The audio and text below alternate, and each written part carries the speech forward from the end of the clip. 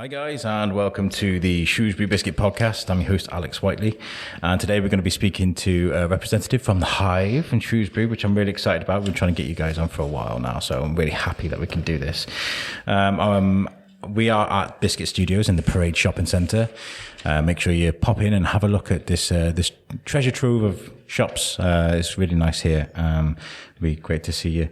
First of all, can I get you to introduce yourself? Yep, so I'm Olivia. I'm an events and projects manager from the Hive. So I help them put on all the great creative projects that they have, the venue-based as well as the outreach stuff that we do in the local community across Shropshire, Telford and Wrekin. Mm.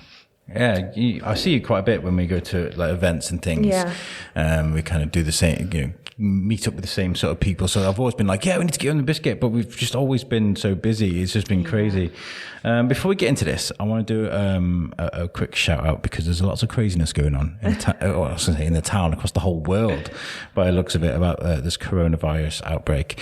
I got a message from Shropshire Festivals. They regret to tell you guys that the Shropshire Kids Festival in Telford, which was originally set for the 10th and the 11th of April, has been postponed until February the 20th and 21st of 2021.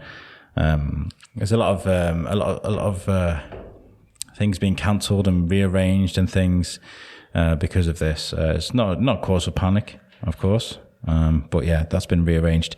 And also to Brigitte Zootman as well, who's got an exhibition at the Shrewsbury Coffee House labelled Ladies in Grey. It's encouraging ladies to embrace the grey hair and be you. And I really enjoy that. So if you go to Shrewsbury Coffee House, you'll see her exhibition there. So yeah, let's talk about the Hive then. How long have you been at the Hive then? How long have you been working there? So I've been there, it'll be 4 years at the end of this year. So I started as a creative intern in October 2016, and then I was only supposed to be there about 6 months, and then I just didn't want to leave, so I'm still there. I'm just going to bring this mic down a little bit. Yeah, that's fine. For some reason, I thought you were going to be 6'5". Yeah, almost. And how over your years of being at the Hive, how have things changed? How have things been for you? Have you noticed a change in things, more progressive or? Yeah, I would say we've got a much clearer vision of who we are as an organisation. We've gone through a lot of changes in the last couple of years with our branding. Our website's actually being redeveloped. It should be out at the end of this month, should be live. This one looks great as it is. I'm on the website now. It looks great. That's cool. I love your brand. I think it's nice and bright and colourful. I think it's great. Yeah, well, it wasn't always so bright and colourful. It was a bit grey and orange before. But we're all about being bright and positive because that's kind of what we stand for as an organisation. We run wellbeing projects, so it's all about increasing people's confidence and kind of self-belief, and we wanted our branding to reflect that. So we think that we are really moving into a position where we really know what we are and we can tell the community that. Should we tell people where you guys are? Because you tucked right in the corner there, aren't you, in Shrewsbury? Yeah. So we're on 5 Belmont, which is, if anyone knows Seasons, it's just along the road from there. It's opposite Old St Chad's. So we've got a really nice view of the churchyard there on a sunny day. It's lovely. How long has the Hive been open then? I've never known how long you guys have been about. Yeah, right? It's about 15, 16 years, I think. Wow. Yeah, so it was, I think, Belmont Youth Club first, and then it's kind of gone through a lot of different changes, rejigs of how we work as an organisation. So I think we're probably at the strongest we've ever been at the moment because we've had lots of new funding come in and lots of changes. You guys got such an amazing reputation for your work with the young people in the town, as well as other things. You do so much. You're so versatile. So that's really cool. What's the mission then? Because you're saying you're doing a lot of wellbeing projects. What's the actual sort of mission of the Hive? What do you stand for? So we want young people and not just young people, everyone. So predominantly we work with young people in challenging circumstances. So we work with looked after children, young carers, children that are in danger of becoming NEET, so not in education. And so we predominantly work with them, but then we are trying to expand to work more intergenerationally. Okay. So there's 4 main things that really we want to do is to make people feel more positive and confident in themselves, feel comfortable in being who they are, value working with others and building up their own resilience. Which is all really important parts of being a human being. Yeah, right? It kind of underpins everything else, really. Yeah. You can't have a successful career or be happy in all areas of your life unless you're happy with yourself and you're positive and confident. So, yeah, we think. I imagine like, we've had conversations before. I work with young people as well. And, a lot of people in the system, young people in the system have been told where to go and who to be and where to be and who to be with. And so it's nice for young people to be able to find their own personality and being able to branch out by themselves and use their own initiatives. So I think that's really cool. That's a really good idea. I love what you guys stand for, which is why I've always wanted to speak to you guys. And what do you guys run as projects then? Because I know, I've just been looking on the website, but just for the listeners. So we've got a lot of new projects starting at the moment, actually. But so a lot of our projects are music-based, but then a lot of them are art-based, poetry, drama. So a couple of projects we've got coming up are, we've got a new one called Hidden Waterways, which is a new project funded by the National Lottery Heritage Fund. And it's a 2-year intergenerational project. So this is a bit different to the ones that we normally run because they normally have a targeted age group, but this one is open to absolutely everyone and anyone. And it's based on the Shrewsbury Canal, so the non-physical heritage. So it's currently being restored, but not many people really know about the canal, about the history of the canal. I didn't know there was a canal in Shrewsbury. No, neither did I until I started this project. So I thought, gosh, if I don't know, then a lot of people won't know. There was a canal in Shrewsbury and it's gone now, I guess. Well, it's still there, but it's not in use. So it was closed in 1944. Okay. And they're restoring it. So the Shrewsbury and Newport Canals Trust are working at restoring it to make it a working canal again. Oh, that's cool. Yeah, so that's really nice. We want to take the non-physical heritage, so people's memories, stories, like the community history, and we want to creatively interpret that in a way that everyone can access. Okay. So we'll be running workshops that will there'll be creative hands-on workshops, and they'll combine traditional art forms like textiles, ceramics and poetry with modern technology like animation, filmmaking, and some drone mapping, things like that, to present the historical information in like exciting interactive ways that people can view on our website. They can view it as exhibitions, and we just want everyone to be able to know about it because it's such an amazing resource that it's just not known. Exactly, and it's I mean, once people start talking about the canal, you know what Shrewsbury like. It's like a snowball, isn't it? Going down the hill, everybody will get involved. And I noticed on looking through the website, is you guys like to incorporate like a lot of technology. I saw a guy with a young kid with a VR thing on it. So you like to use VR and lots of different initiatives, which I think is brilliant.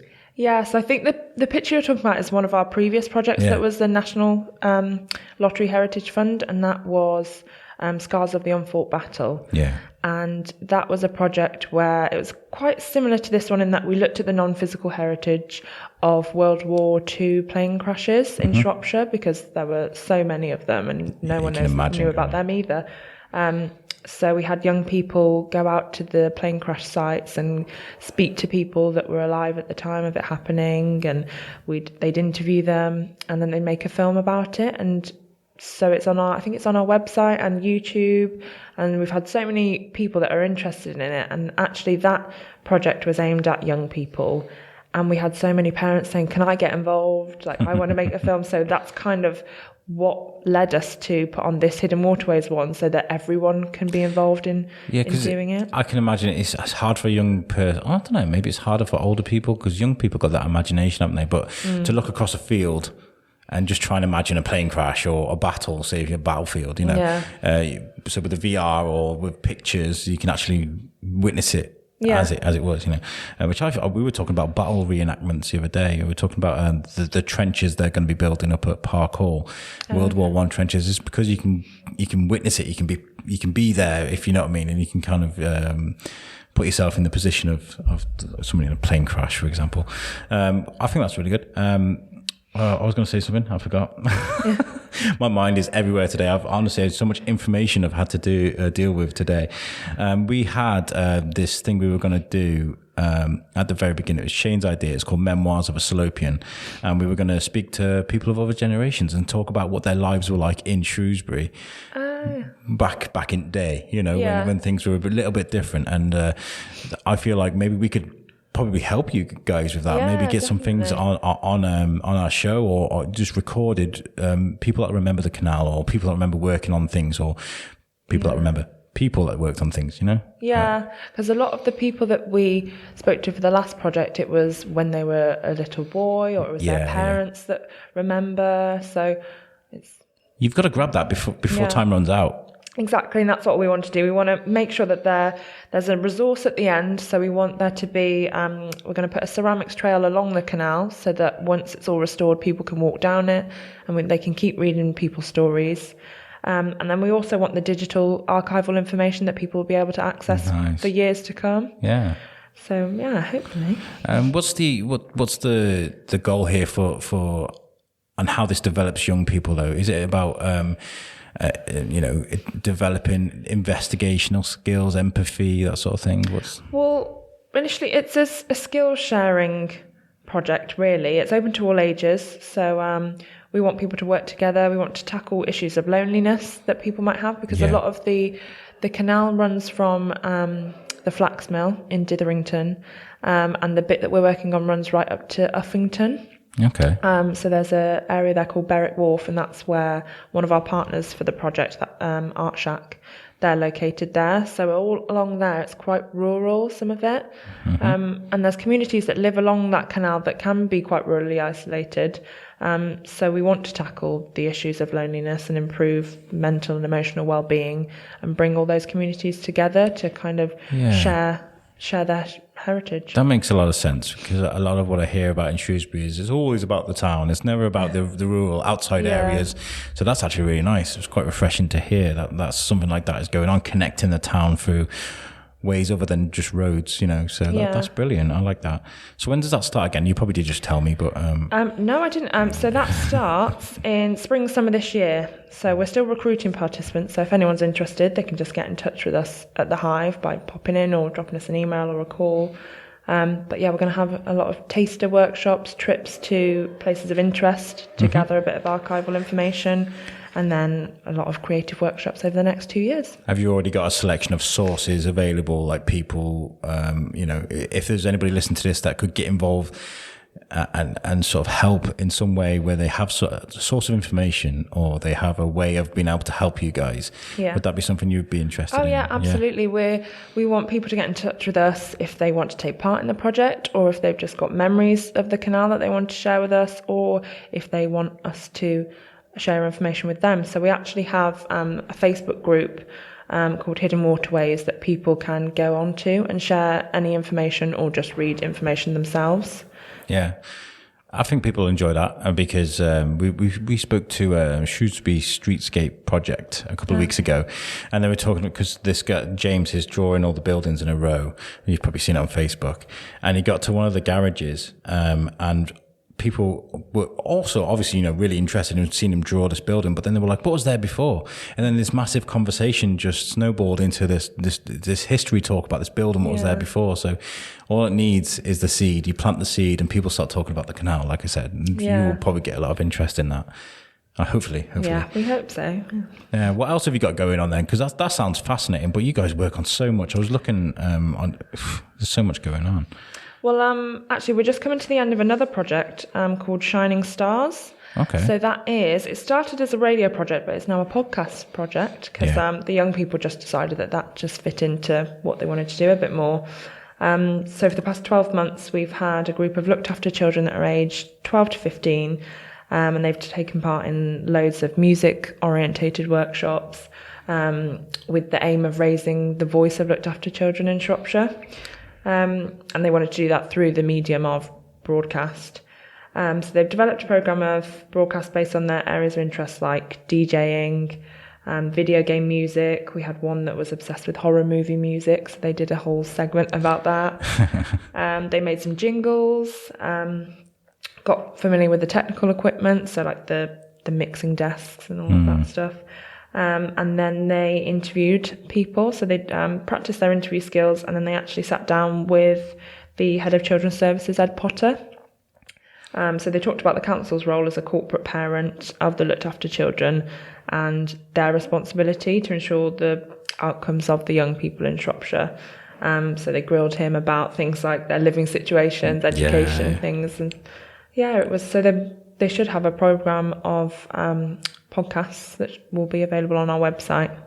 But that finishes at the end of project. April. Of course, I love the idea of that project. We were talking about it before, and I was meant to come. I don't know. It was when Coleham School closed, and there was a problem. I couldn't quite make it, and I was so gutted. I couldn't be part of that because I'm a podcaster, and I work with young people, and this was like right in my niche. Like this is right where I wanted to be, and I couldn't be part of it. So I was quite upset about that. But I'm so proud of you guys for doing that because it ticks all the right boxes. Young looked after people, getting out there and being creative and putting those excess energies that come with being a looked after child. Yeah. You know what I'm talking about, into a creative process. And I think that's amazing.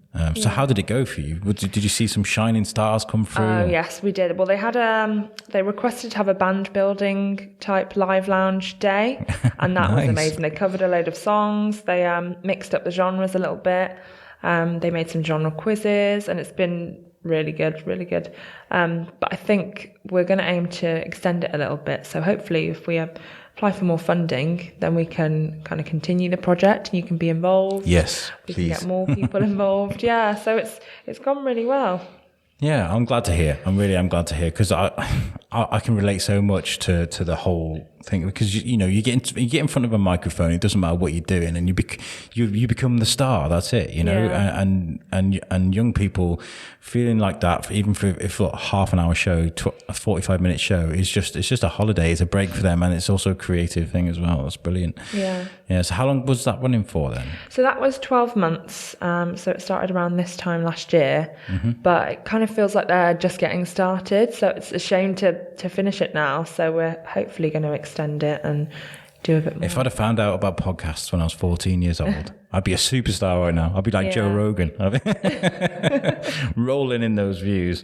So you do a lot with movies as well. It's not just always music, is it? There's lots of movie viewings and things like that. Is that something you look forward to? So we have, so a lot of the things that we do at the Hive, we put on ourselves, but then a lot of them are run by people that hire the venue.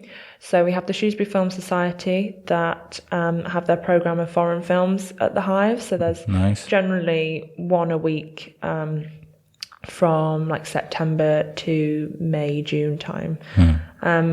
And that's usually on a Friday or a Wednesday. We have dabbled in film ourselves, but we found that it's a lot. It's a lot.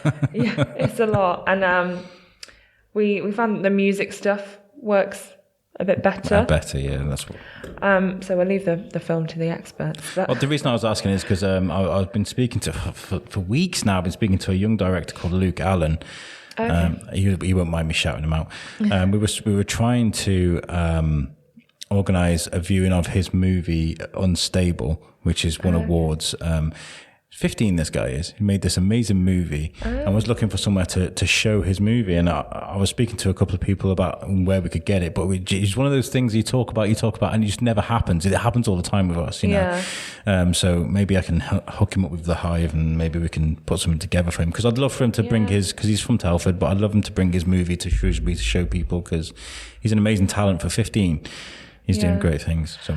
Well, we hire out the venue, so we've got a big hall. I like that big hall. Called the Performance Space. Yeah, so people can hire that out, and we have different hire rates, but we actually offer reduced hire rates for young people, for events run by young people or for young people. Nice. So definitely we can. I like the idea. I mean, I'm putting a live show together soon. And I'm looking for spaces to take that around Shrewsbury, so maybe we can chat later. Yeah. So what else have you got music-wise going on? Well, actually, we've got a really exciting project coming up called Young Programmers. Yeah. So that's a new one that we've got from the Arts Council have funded that for us. So it's a 16-month project, and we want to engage young people and young adults from 14 to 25 in professional elements of gig and concert promotion.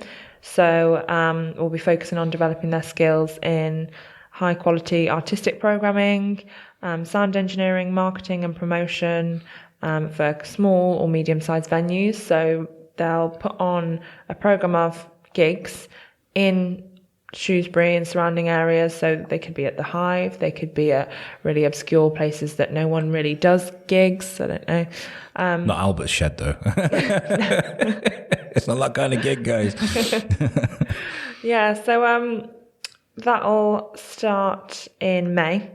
And we'll have experienced mentors that will mentor them in one-to-one sessions, workshops, roundtable discussions, and that will start on the 23rd of May. So there's a session on the 23rd and the 30th of May, but we're still recruiting participants for that too. So it's open to. It reminds me of School of Rock. You know, yeah. Everything you're talking about, it's like, you know, the different departments he sets up in the class. This is one of the departments. We want flashing lights, and we want.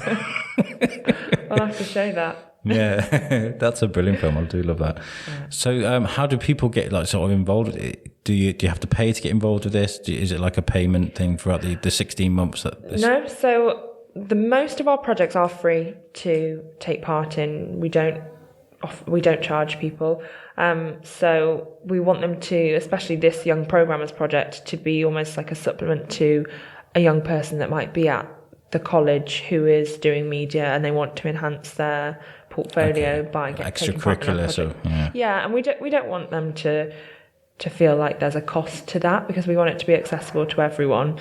So all they need to do is just get in touch with us. They can email me, or they can go on our website, contact us through there, our Facebook. I feel like something I could deal with learning about, because promoting a podcast is not the easiest thing in the world, especially with the community that's around us. It's quite difficult. There's a lot of politics going on there. That sounds amazing. I really like that. Is there anything else you want to tell people about what's coming up? You know, I was going to ask. I mean, obviously with the coronavirus, COVID, I don't want to talk about things like this. Are there things coming up that you're worried about? Something that's coming up in the summer, I don't know, that you're worried about because of the coronavirus. Yeah. I don't want to say it too much. We're trying not to panic. No, that's why I don't want to keep going on about it, but we have to talk about it, unfortunately. Yeah, no, we do. So the Film Society have actually put a hold on a few of their films. Yeah. So the upcoming films from next Friday onwards, they're cancelled for now.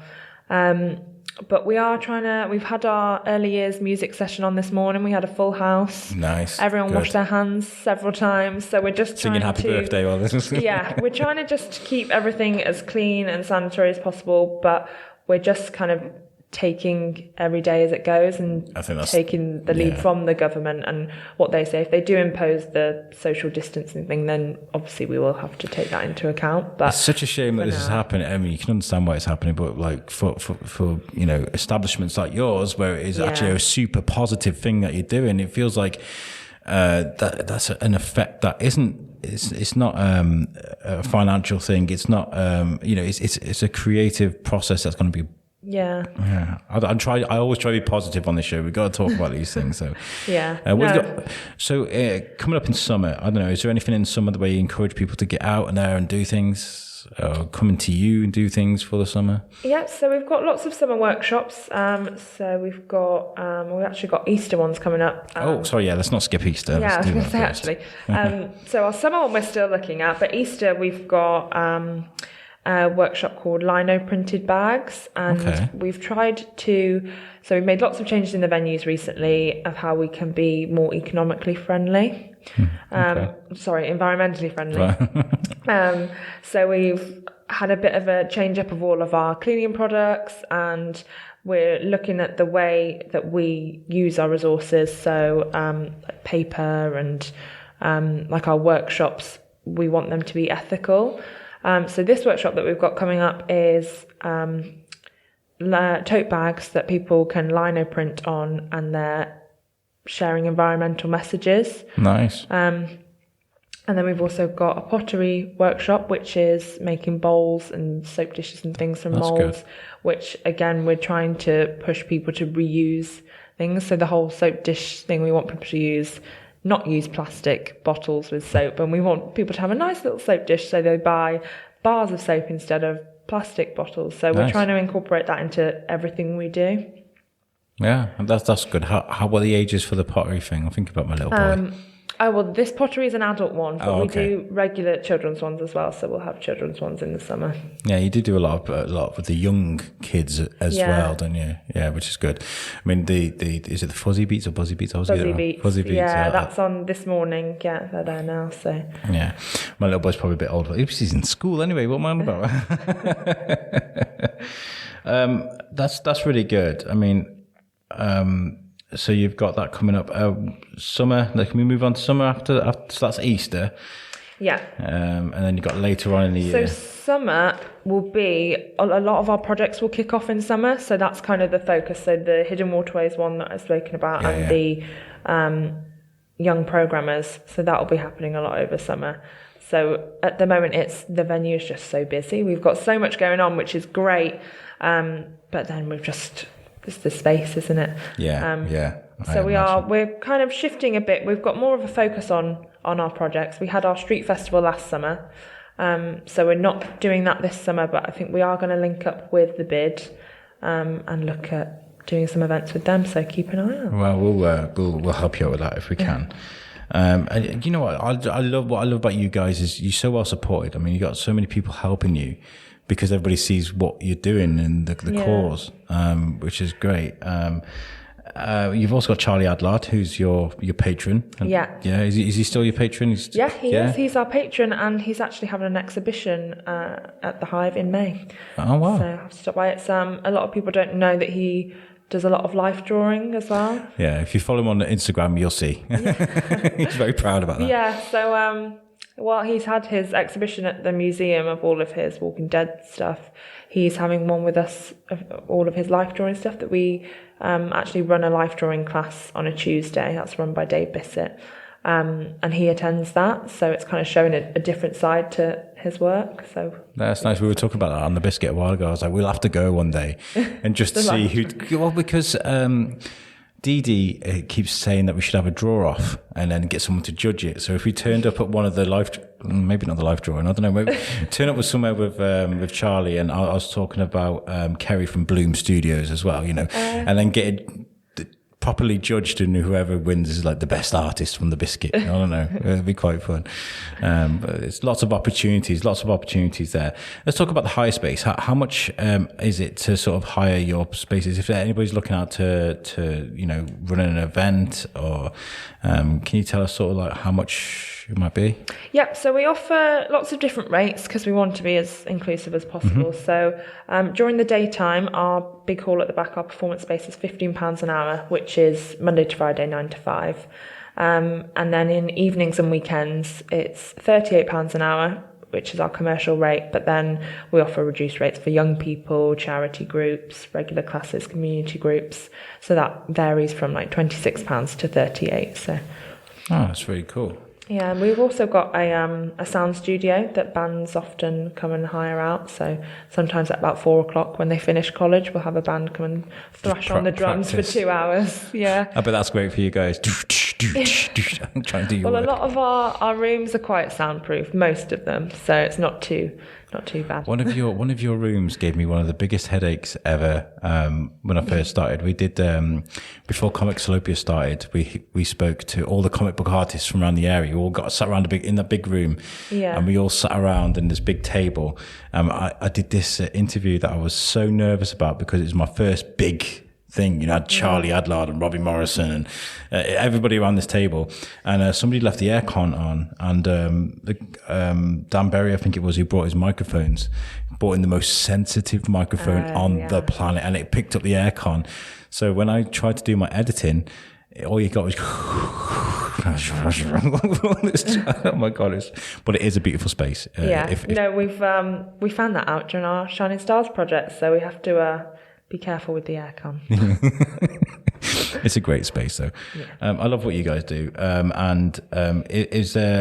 can people find you to get in touch? So you can email us. So my email is Olivia, Olivia, at hiveonline.org.uk, or our website is hiveonline.org.uk. So you can contact us through there, through our Facebook, which is Hive Shrewsbury, or just by popping by the venue. Lots of people do, and it's nice to see a friendly face. Yeah, you're always welcome new people into it. It's a nice, warm, friendly environment for people to bring their kids. I don't know, because I know there's a lot of young mums out there that always look for someone to take the kids that will feel welcoming, because it's quite daunting, isn't it? Usually walking into a space with new people. That's good. Well, thank you for chatting to me. It's been really nice having you on finally, and hopefully we can work together on some sort of project. I love the idea of coming and getting some interviews about the canal project you've got going, because I think that's really important to get those voices on something. And we can give you the audio files as well as releasing them as a podcast, because I don't want to steal from your thunder. That's your thing. But we've got the facilities. You got the facilities. We can work together. That'd be really good. Yeah, that'd be great. Thank you for having me. No, it's been great. This episode has been sponsored by our friends at Gin Different. They've got a great bar on top of the market hall. They've got a wide array of gins, over 100 different types of gins, especially the ones you can't quite get at Asda and Tesco, and those craft gins, they're really good. Make sure you check them out. Give them a follow on Instagram and Facebook. If you want to listen to our audio without the hassle of using Podbean, Spotify, or those apps on your phones, you can go to our website, which is www.theshrewsburybiscuitpodcast.co.uk, and that's made for us by our heroes at Web Orchard. And thank you so much for joining me. Hopefully we'll get you on again soon. That'd be great. Definitely. Thank you very much. Peace out.